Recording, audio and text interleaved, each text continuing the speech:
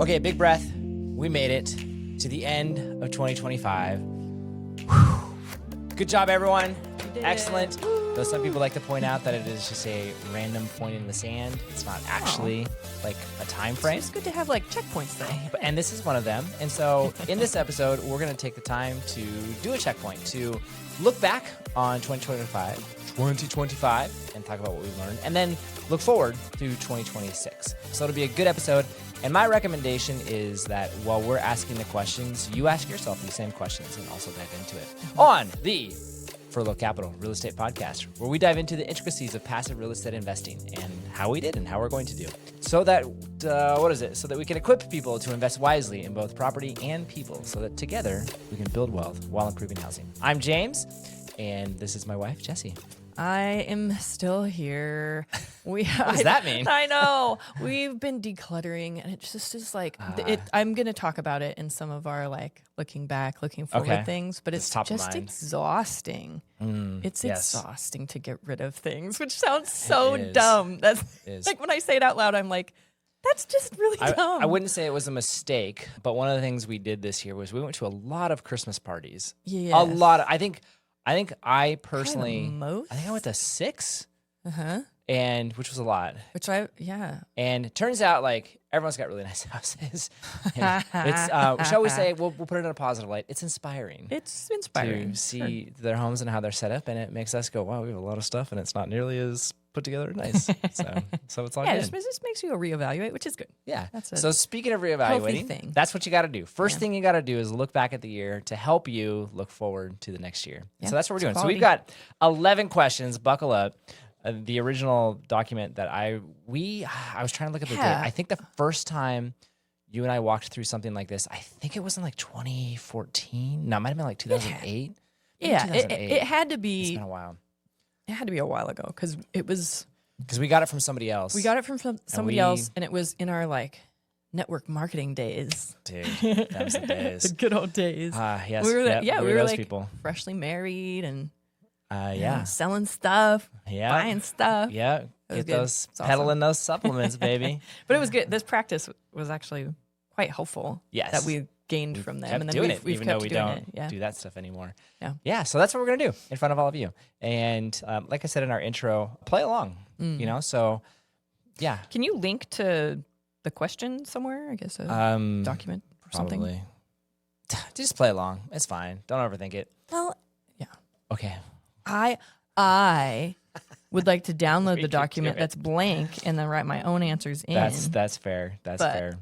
I get it. Not everybody who listens to the podcast is like me. That is also true. That's actually by design.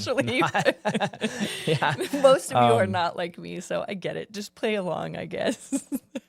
So number 1, if you had to describe 2025 in one word, what would it be? And how did that show up in your decisions? I'll let you go first. I am terrible at choosing one word. Okay. So I got one word. That's why you have so much written and I don't. Right? Anyways, keep going. I know going. you're like, say this briefly. And I'm like, here's my paragraph.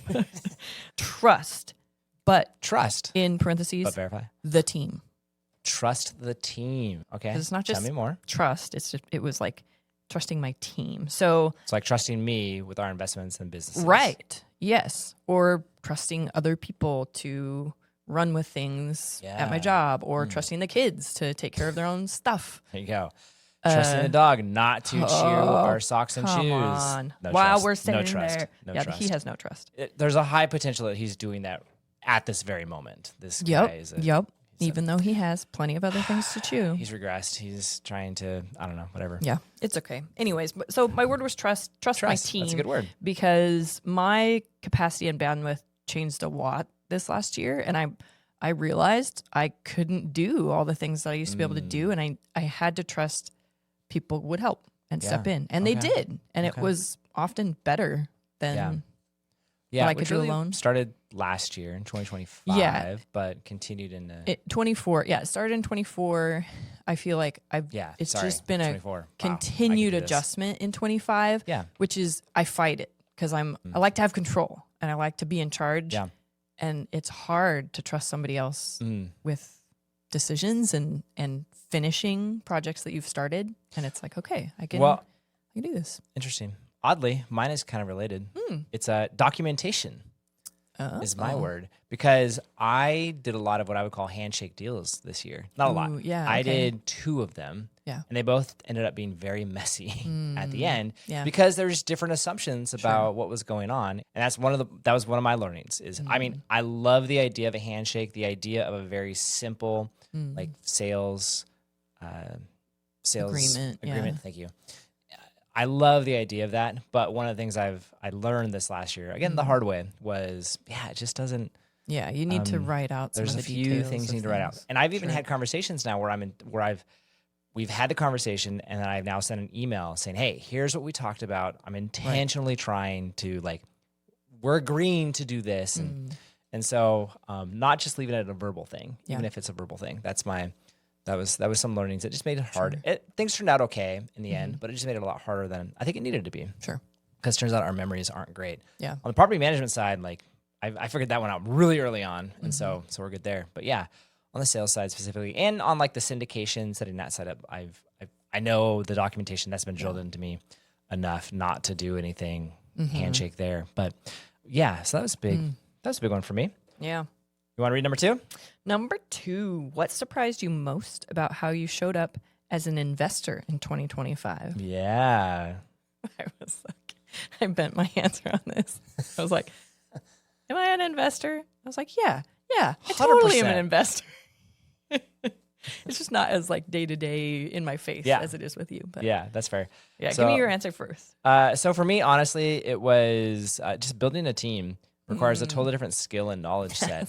I've joked around so much about, I spend so much time on Gusto just trying to figure out stinking payroll. Right? It doesn't seem like it should be hard. And it's for whatever reason, my brain's I don't think this way. It's hard. And there's been people who are like, yeah, I pay twice as much just to have someone else totally take care of it. And I'm like, you know what?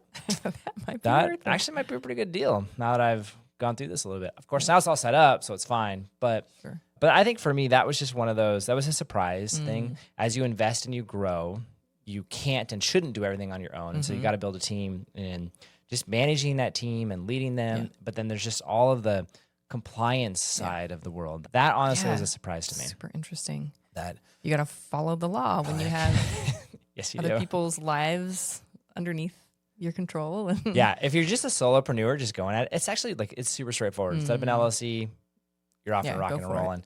But yeah, the second you get someone else, you have to have a BIN, a business identification number, and then you have to have, again, you got to submit for taxes, insurance, but then there's also requirements for retirement, labor laws you got to follow, and different disclosures you got to give, forms you got to have everyone fill out. Yeah.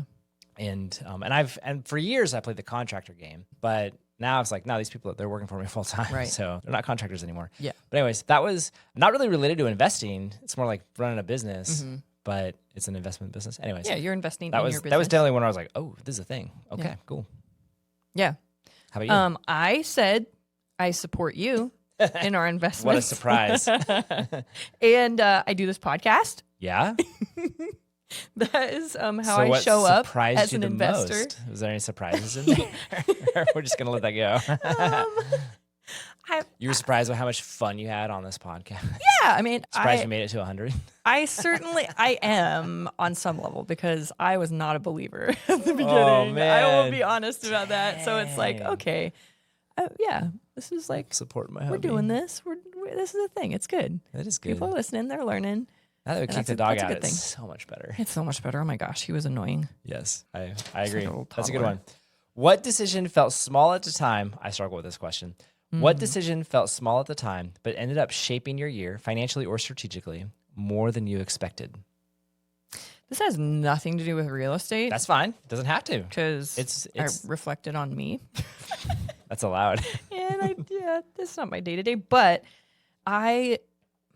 So I went back and forth on releasing this new memory verse and face statement program that I drafted. I wrote this curriculum out because I had this passion, wanted it to be seen, but I sat on it for so long. Yeah. And I made the decision to just roll it out, to just start trying it with actual kids and try it out and get some clarity around whether it's good, whether it's not. Like we can go from there. Yeah. And it seemed, I mean, it was a big decision.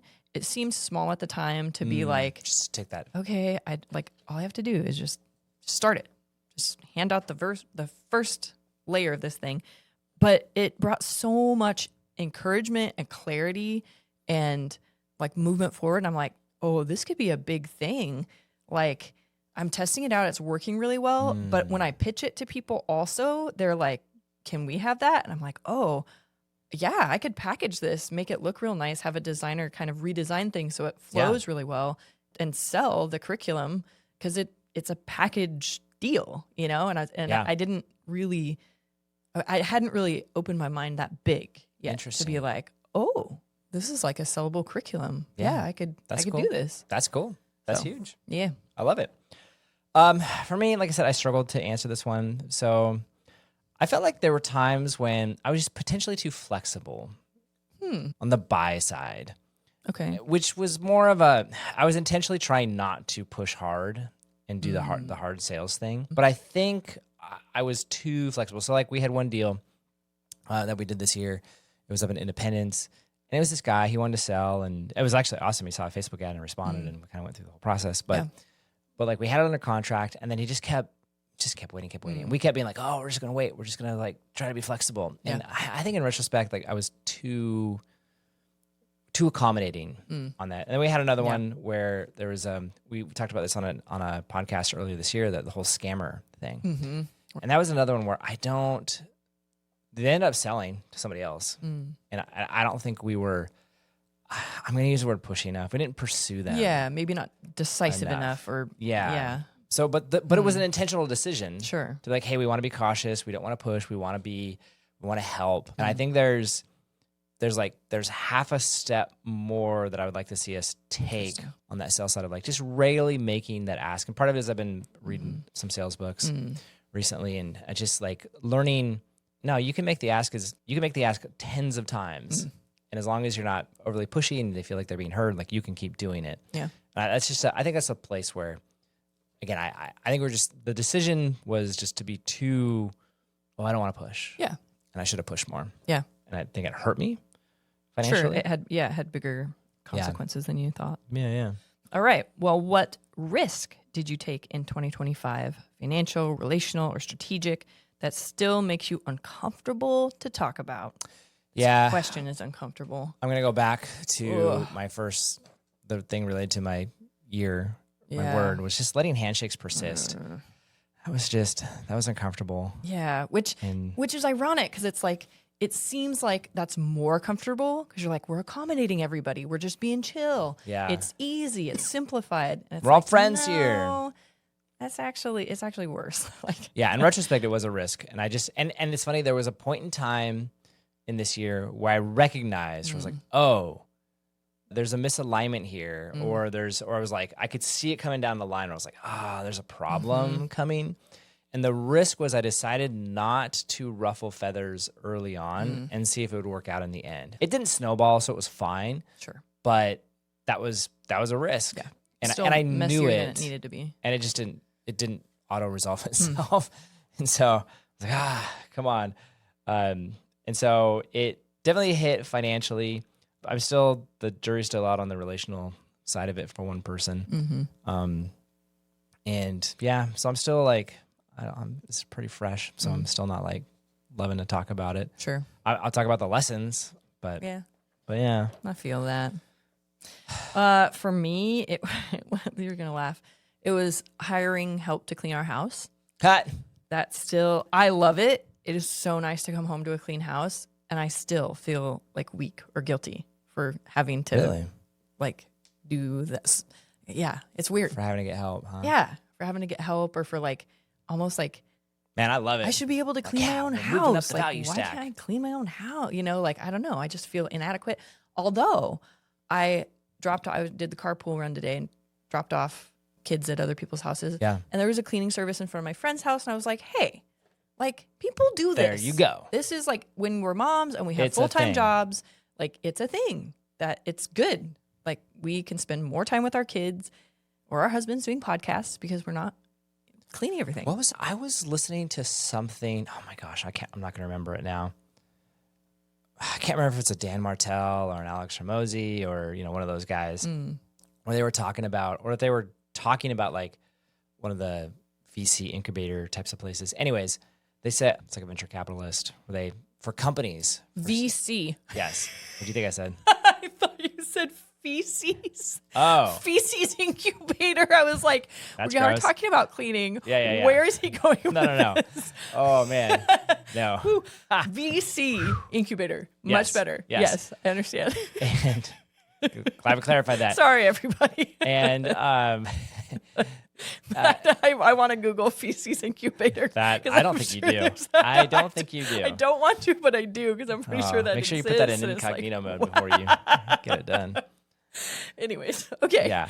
So they require their founders to hire housekeepers to be a part of their program. Really? Yeah. Because it frees up a certain portion of time. Yeah. They're like, the amount of time that they get and the cost to get it, like the value is it's so high. It's super high. You almost they go, it's a requirement. Yeah.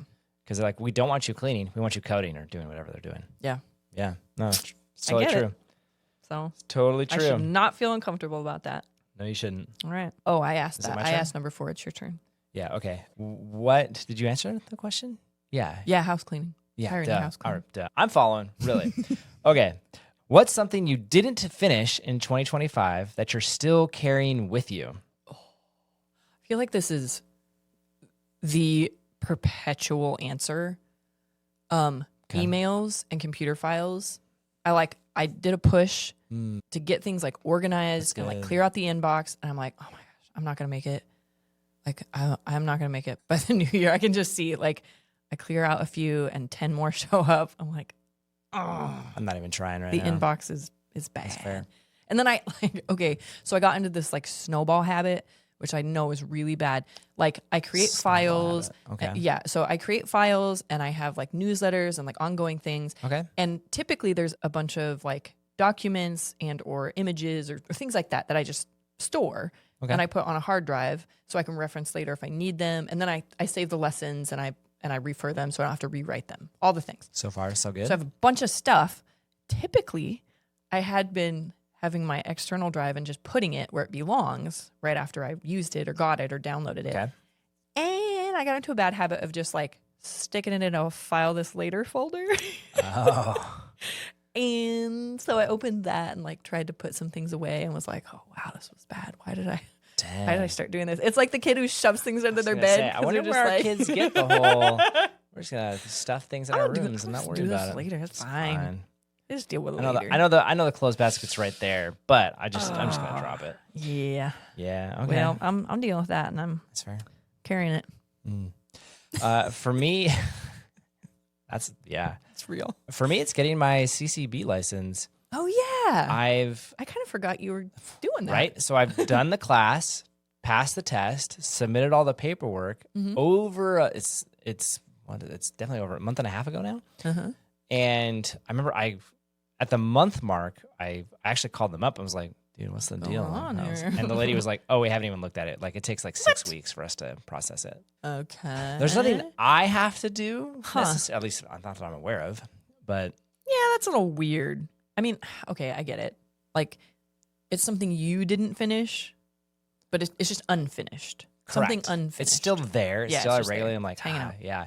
Unlike, it was weird, man. When I got my property management license, I submitted all the paperwork, and it was the next day. Right. Here you go. You're good. Fast. That's strange. What is happening? They must just not have as many people processing. I don't know. Maybe now's the time of the year that people are applying. Wow. But it's this thing that's out there that I was like, wow, I'm glad I did this now. That's funny. I had forgotten. But yeah, I haven't. I'm carrying it with me. Did you ask that? I did. Okay, my turn. We're really keeping track here. You do even numbers, I'll do odd. Okay. Which relationship required the most intentional effort this year? How did it influence your work or decision making? Dude, you're going to love this one. Chuck. Yes. Uh-huh. That's our dog. Absolutely. You have to be super intentional with that guy. And still. Because I work from home, and so he's with me. Yes, that all affects the your time. day to day. Yep. When I'm working, and there's oftentimes I'll start out in my office area, and then in the afternoon I like to just change it up, and I'll like go sit on the couch or something. And he's like, "Perfect, I will sit on you." And I have disregard for the computer, and so I like have to lift it up and move it out of the way, and then he doesn't really get the hint. But yeah, and I'll take him with me on some errands, not all errands, but he'll go with me, and I don't know. That's like it's been great having a dog because I work from home, so he's definitely. And it requires intentional effort because a stinker likes to chew stuff. Yeah. That's annoying. I keep telling myself, he's still a puppy. It will go away. Like, Vin used to chew stuff. I remember our previous dog, he used to chew stuff. And he stopped at some point. I don't remember when that was. I don't know. But I don't know. This dog is different. He's a chewer. How about you? What's your relationship? I went a little deeper. I don't know. I said it's probably extended family.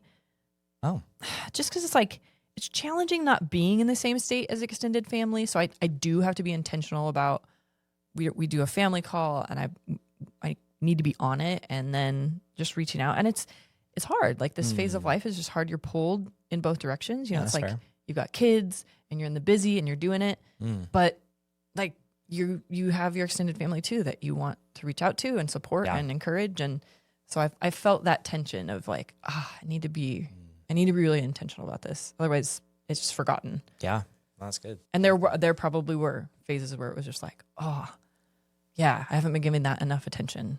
I need to add that back in. Okay. Anyways, that's good. All right, we're gonna switch gears here, talking about creating 2026. Yes. How to make it awesome. So again, continue to play along here. Answer these questions for yourself, and if you want to leave a comment about a thought you had, feel free to share. That'd be sweet. All right. What are you intentionally choosing to leave behind from 2025 to free up capital, time, or energy? So this was my, I wish. Just delete all, move on. Just that email address, done. Just start a new one. Here we go. I have a lot Zero of tenants inbox. where that's what they do. I'm just like, really? How do you? That's so It's wild. like new emails, new phone numbers. I'm like, how? Like, that doesn't make any sense. Huh. I mean, it does reset, I guess. And then you just ignore the other one? Well, I think for the phone number specifically is like they'll run into financial troubles and they'll stop paying. And then when they're ready, when they're ready to pay again, they've lost the line. And so they just have to get a new one. I think that's what happens there. The email's not explained to me outside. Like they just forgot their password and they got to move on. I understand that one. But I don't actually Anyways. know. No, it's more, this goes back to initially what I talked about with like actual stuff, getting rid of stuff. So like we're in the process of reevaluating some of our house spaces and rearranging. And it's like we're literally getting rid of stuff, like boxes of toys. That's like, okay, our kids have outgrown these, or this space is no longer functional because they're getting into more music stuff and less Barbie, building stuff. So that's what I'm leaving behind them, which is hard. That's hard for me, like especially books. Oh my gosh. I hate to get rid of books, but I'm letting some things go. It's because we talked about that comparison game and how our house is really cluttered and we have so much stuff. And I was like, I can't have both. Like I can't have a really nice house and not get rid of anything. Like a really nice uncluttered house and not get rid of anything. It doesn't work. House, you just have a cluttered house. So, anyways, get rid of some stuff. Last year, I started doing some coaching and got some clients. Yeah. And I'm going to continue with the current ones I have, but I'm not pursuing getting more. Yeah. It's fun. I enjoy it, but I don't think that's the highest and best use of my time at this point. All right. And so outside of I'll do some free stuff maybe and do short-term types of, hey, let's have a couple conversations as friends. But not ongoing. Get out of that official coaching game, I think. It's just not where I'm at right now. And maybe someday. Who knows? Maybe you'll bring it back in. I'm glad I did it. Conversations were great. Or if I did it, I think I would change it up. Instead of it being this ongoing, let's check in every other week, being it more like a, hey, what do you want to accomplish in the next 6 months? Let's get after it. Yeah. This is what it is. Yeah. Targeted and then growth. Just be very specific about that. Sure. I think. All right. I like that. It's interesting. What advice do you already know you'll need in 2026 and will probably resist? Just counting calories and working out, man. Duh. Yes. And then I have another one. But yeah, I know I need to. It's good for me. Good things happen when I do it. I resist it. I think the other one is I think I want to find another place to work. I like my office. I just feel like, oh, okay. I heard that and was hear? like, pull the e-brake. I in my brain was like, you're going to go work at a pizzeria. You need a side hustle. Oh. Like another place to work. I did like talk another to a lady job. who has a commercial fishing boat, and I was like, that'd be sweet. But I was like, you do not need another job. No. Another physical location. You want a new office. I think so. Yeah. For afternoon stuff. So maybe instead of picking the couch, like going somewhere else. Poor Chuck. That's part of my. That's part of the reason. Get away from that guy. Absence makes the heart grow fonder or something. Yeah, he's a little distracting. No, it's when fine. He's sitting on top of you. And if he was better behaved, if I trained him to be better behaved, he could potentially come with me wherever that is. Sure. But I'm debating on like going like a co-working space versus getting an office. Yeah. I like the idea of co-working just to be near other people. I don't like the idea of a coffee shop because that's too much of the wrong type of movement. Sure. And so, though I remember I once spent an afternoon over the Red Barn. That was the right amount of movement because I was outside so there were people walking by, but I had my headphones in, music, and it was just kind of outside, and it wasn't, I don't know, it just felt different. Yeah. And I was there kind of afternoon. It wasn't during the super busy lunch rush hour. Okay. But coffee shops, I don't know. I've tried it multiple times and I just can't do it. Yeah. But that and I don't want to drink the calories, so that also makes it hard. Yes.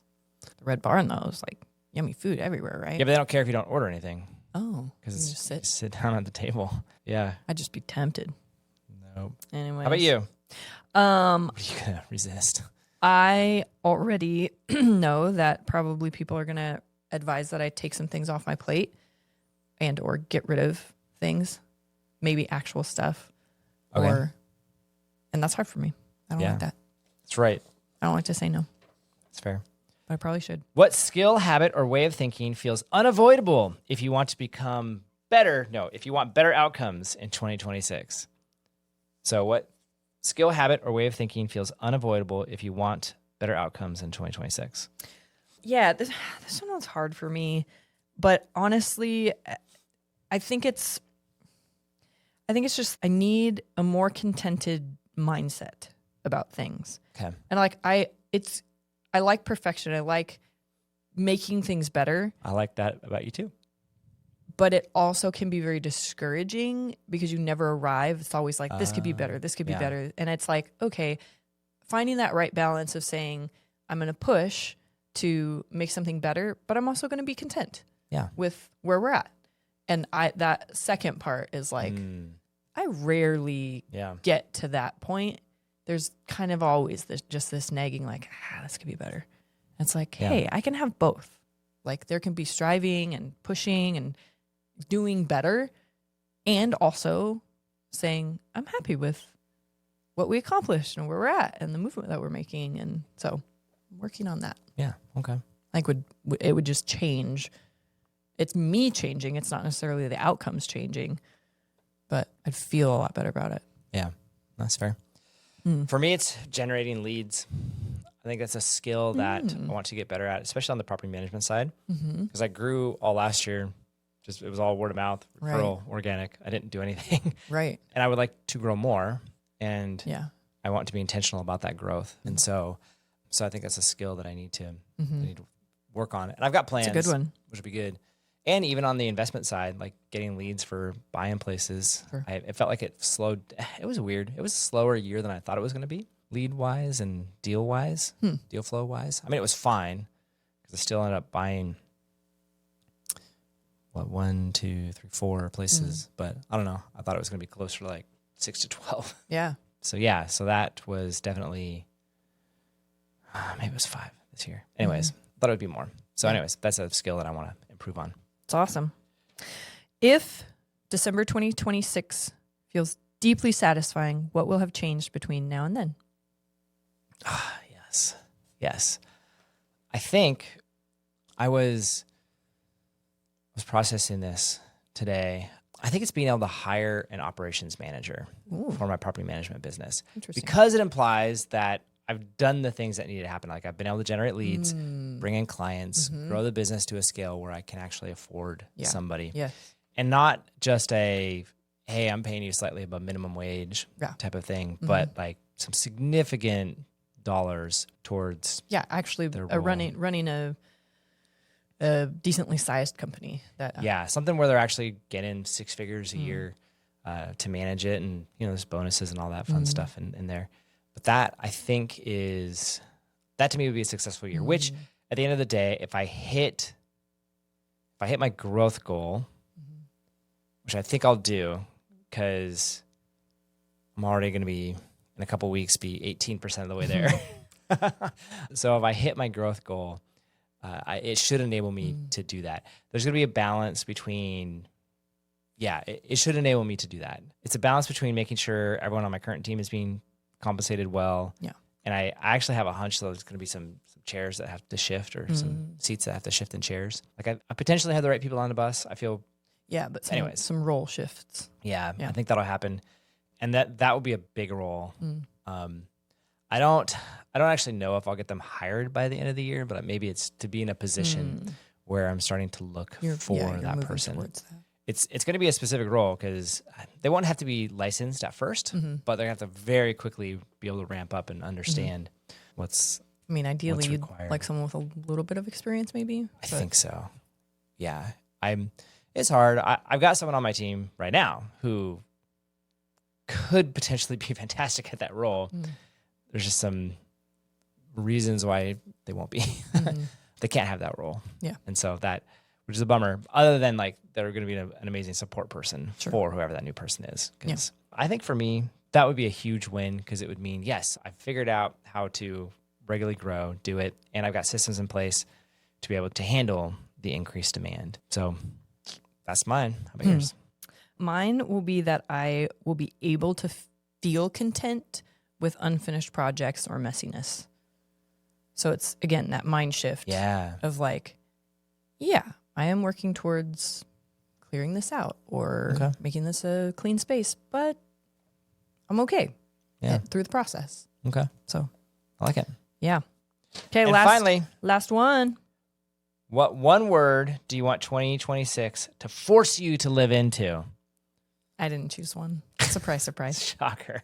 I actually have 3, but there's some alliteration. Okay. And they go together. Okay. I'll allow it. So my 3, they're mine. So I get to do what I want. I could cut you off after the first one. Man, here we go. Thanks for listening to that. That would be rude. So here are my words. They are anchored, abiding assurance. Anchored, abiding assurance. Yes. And here's why. I want to live into these words because anchored has me realize there's stability outside myself. So that's a continued trust in my team, trust in my family. But I tend to trust in the not and trust in the not. So the abiding is like, I'm going to stay in that. I'm going to rest in it. I'm going to trust it and have this assurance that I'm held and cared for. Like, it's not just this stability and this trust that I have in a team that's doing things. They actually genuinely like love me and care for me. And like, I have a God who loves and cares for me even more than that and generously provides, but I rarely accept that or recognize it. And so it's like, okay, I want to be anchored in abiding assurance. Gotcha. Yeah. Nice. That's mine. AAA. Mine's not touchy-feely like that. Yeah, it's okay. It's follow-up. Oh my gosh. That's like the definition of you, the definition of me. That was good. Nice follow-up. Follow-up. Easy peasy. Call back. That was awesome. Yeah. That's a good one. It goes with several of your other goals and the commitment that you have to make to the growth and realizing some of the responsibility and everything. Like, you have to show up. Yep. There you go. That's mine. All right. There you go. So those are our questions. Hopefully you're able to play along and answer some of them for yourself, and they help you bring a little bit of clarity and planning to your next year. Again, it is a good practice. It really is.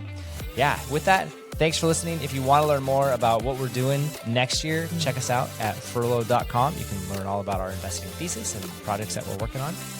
And with that, Happy New Year. And what's the dad joke? I'll see you next year. Yeah. Again, thanks for listening. Bye.